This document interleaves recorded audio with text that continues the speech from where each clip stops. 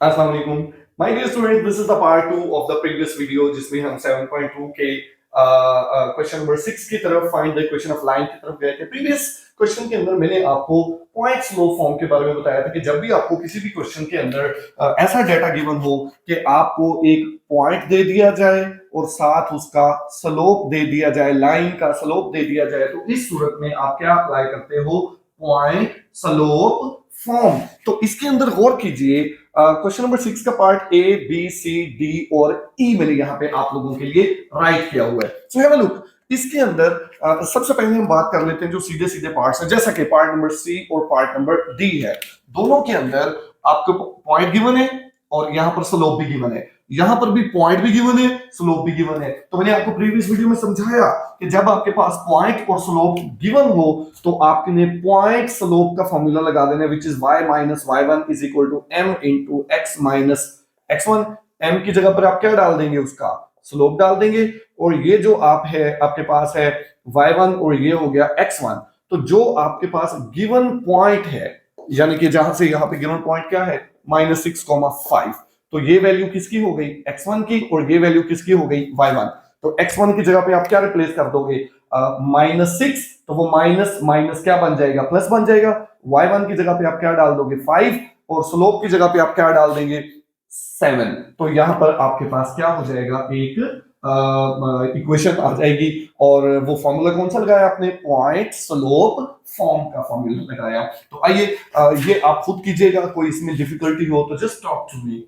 उसके बाद चलिए जी पार्ट नंबर ए की जानिब। सी और डी हमारे हो चुके। Part number A is we have to find the equation of line जो कि हॉरिजॉन्टल लाइन है और गुजर रही है 7, -9 से। तो एक पिक्चर बनाते हैं सबसे पहले।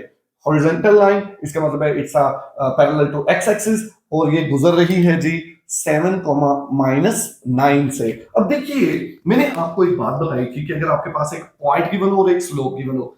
पॉइंट गिवन है भाई, स्लोप गिवन नहीं है। सो इसका मतलब है यहां पर there is a difficulty, but we have to make use of the common sense कि वो यहां पर इन सब के साथ कह रहा है थ्रू थ्रू थ्रू और इतना स्लोप है।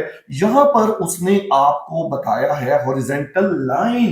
तो जो हमने लाइन फाइंड आउट करनी है वो हॉरिजॉन्टल है, और अंडरस्टूड सी बात है, जो हॉरिजॉन्टल लाइन होती है उसका स्लोप कितना होता है? 0 होता है। तो इसका मतलब है कि ये जिसका स्लोप 0 है, इसका मतलब है जो आपने इक्वेशन डी फाइंड आउट करनी है, ये भी एक हॉरिजॉन्टल लाइन है क्योंकि इसका स्लोप क्या है? 0 है। और चूंकि पार्ट नंबर ए में हॉरिजॉन्टल लाइन फाइंड आउट करनी है, तो इसका मतलब ये हो गया कि इसका अंडरस्टूड सी बात है, स्लोप क्या होगा? 0। अच्छा, अब इसको सॉल्व कैसे करेंगे पेपर में? अब यहां से मैं पेपर का सोल्यूशन आपको बता रहा हूं ताकि आपको ये भी तो पता हो ना पेपर में कैसे अटेम्प्ट करने। तो आप सिंपली लिखेंगे we have to find the equation of line equation of horizontal line through, कहां से गुजरी है वो? 7, -9। अब क्या लिखेंगे कि हमें एक ऐसी हॉरिजॉन्टल उसकी लाइन की इक्वेशन निकालनी है जो 7, -9 से गुजरी है। अब अपना फॉर्मूला लिख दीजिए using which one? Using point slope form. अच्छा बताइए, पॉइंट स्लोप फॉर्म क्यों लगा रहे हैं? क्योंकि हमारे पास क्या है? हॉरिजॉन्टल लाइन है, तो अंडरस्टूड सी बात है इसका स्लोप भी हमें पता है और इसका वो पॉइंट भी पता है कहां से गुजर रही है। तो ये पॉइंट स्लोप फॉर्म क्या होगा मेरा बेटा? y minus y1 is equal to m into x minus x1। So y1 क्या है जी हमारा? -9। So minus minus plus 9 is equal to slope कितना हो गया? 0। x माइनस x1 क्या हो गया? 7। तो ये हमारे पास y plus 9 is equal to 0 multiply by anything is 0। तो y की इक्वेशन, y की किसके इक्वल आ गया? y का फॉर्मूला इज इक्वल टू -9। तो ये माय डियर स्टूडेंट्स हमारे पास क्या हो गया? पार्ट नंबर जो हमने ए सॉल्व किया है, ये पार्ट नंबर ए की इक्वेशन हमारे पास क्या आ गई? y is equal to -9। So my dear students, ये हमारे पास हो गया हमारा ये वाला पार्ट नंबर ए। इसका स्क्रीनशॉट ले लीजिए ताकि आपको दोबारा बार बार इसको कहीं पर भी कंफ्यूजन हो तो आप इसको रिजॉल्व कर सकें। Okay, let's move. अब तक हमारा जो पार्ट है वो डन हो चुका है। Let's check. पार्ट हो चुके हैं जी। Part number A has done, part number C has done, part number E has done.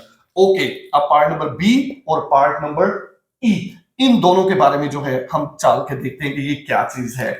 देखिए जी माय डियर स्टूडेंट्स, अभी मैंने बताया जो हॉरिजॉन्टल लाइन होती है इसका स्लोप हमेशा क्या होता है, जीरो। तो फिर ये जो वर्टिकल लाइन होती है इसका स्लोप हमेशा अनडिफाइंड होता है, इसका स्लोप हमेशा अनडिफाइंड होता है। तो इसका मतलब है कि जब आपके पास स्लोप है ही नहीं, अनडिफाइंड है ही नहीं, तो इसका मतलब है आप, हालांकि आपको पता है वर्टिकल लाइन है जो कि गुजर रही है, बहुत अहम पार्ट है, -5,3 से। इट्स अ वर्टिकल लाइन जो कि गुजर रही है, इट्स अ वर्टिकल लाइन जो कि गुजर रही है -5,3 से। लेकिन चूंकि ये वर्टिकल हॉरिजॉन्टल होती तो हम इसका स्लोप क्या ले लेते, जीरो।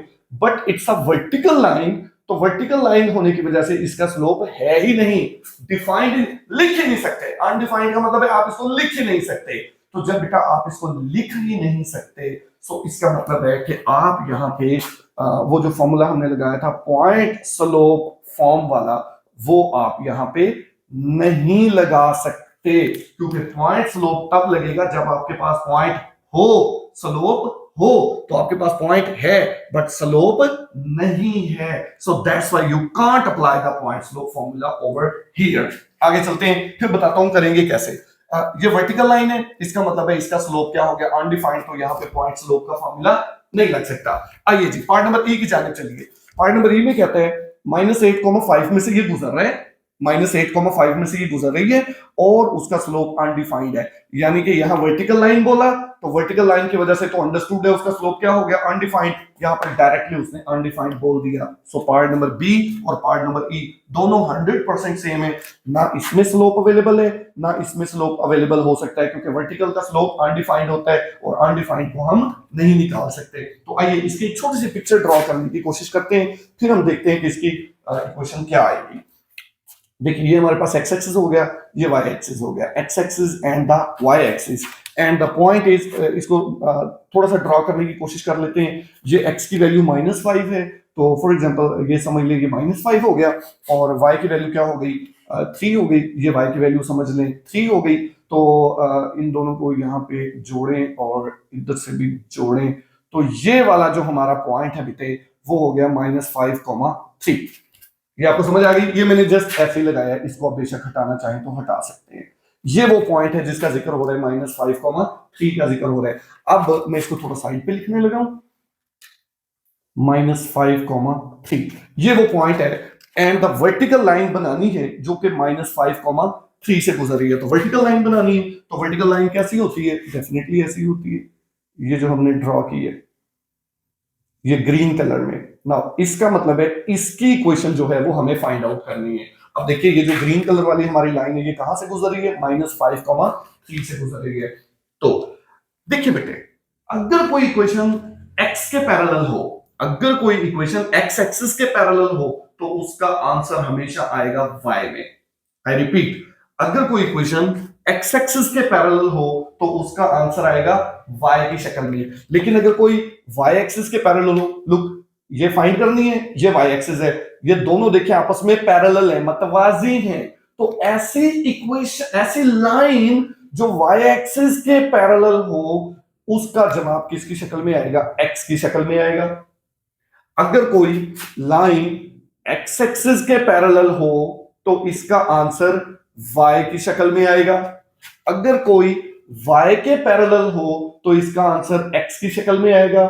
So simple. तो x किसके इक्वल आएगा भाई, बड़ी सिंपल बात है, जहां से ये गुजर रही है, ये कहां से गुजर रही है, x के कहां से गुजर रही है, -5। So it's answer equation is x is equal to -5, या आप इसको यूं भी लिख सकते थे, x + 5 इज इक्वल टू 0। -5 को इधर ले, x + 5 is equal to 0। So my dear students, ये आपके पास, आपने इसके एक पिक्चर जो ही बनाई तो आपको पिक्चर बनाते साथ ही समझ आ गई कि ये कहां से गुजर रही है, -5 से गुजर रही है। तो -5 से गुजर रही है यानी कि x एक्सिस के कहां से, भाई x is equal to something लिखना है ना, x की वैल्यू लिखनी है ना, तो x कहां पे है, -5 पे है, ये x एक्सिस है सारा। सो इसीलिए यहां पर क्या लिख लिया, x इज इक्वल टू -5। इसी तरीके से जल्दी से जरा, क्योंकि वीडियो की लेंथ में ज्यादा बढ़ाना नहीं चाहता, ये हमारे पास है पार्ट नंबर ई, वर्टिकल लाइन है -8,5 से गुजर रही है। ये देख लें जी, -8,5 फर्ज कर लें, ये -8 है, और ये पॉइंट -8,5 है, यहां से गुजर रही है, तो इसका मतलब है इसकी वैल्यू क्या आएगी, x इज इक्वल टू -8, क्योंकि ये x के कहां से गुजर रही है, -8 से गुजर रही है। तो my dear students, this was the video जिसके अंदर मैंने आपको क्वेश्चन नंबर 6 के ई पार्ट्स तक जो है, ये 5 पार्ट्स जो है वो आपको करवा दिए। अब इसका पार्ट नंबर 3 पे रिलीज होगा, क्योंकि it's a very important topic, तो मैं चाहता हूं आपको बहुत अच्छे तरीके से समझ आए। तो इसका जो पार्ट नंबर 3 आएगा, उसके अंदर मैं इसके जो रिमेनिंग क्वेश्चंस है और जो रिमेनिंग इक्वेशंस ऑफ लाइन है वो आपको करवाऊंगा। Thank you so much, Allah Hafiz.